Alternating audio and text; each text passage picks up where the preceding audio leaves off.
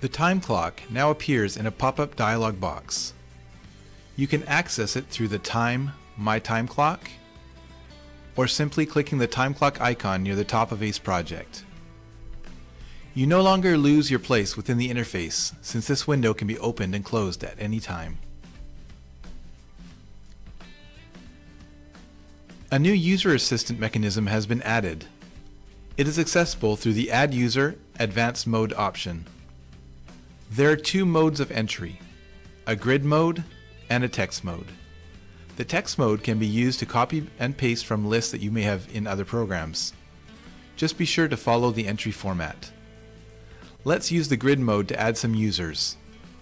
User 1, User 2, etc.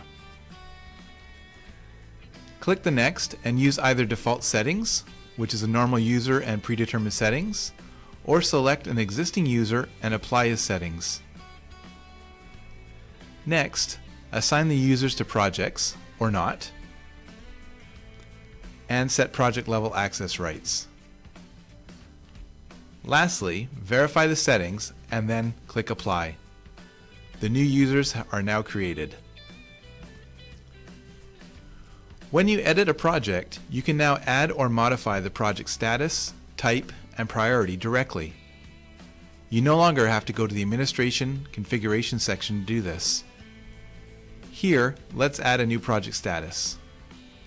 We'll call it To Verify, and it is an In Progress type. Click Save, and it is added. Edit it, and then press Delete, and the project status is removed. Let's move on to the new preview functionality available when working with attached documents. Open a document list, in this case the Home Documents, and preview one attachment.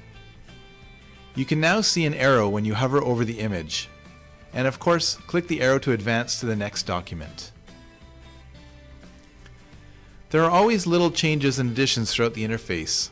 For example, there's a new attachment section added in the Edit Expense page, or a new text-to-search functionality added on the Expense Approval Filter panel to allow searching via text in the Summary and Comments fields. For those projects that were created from a template, a new pop-up dialog exists to see the parent-child relationships and access these projects.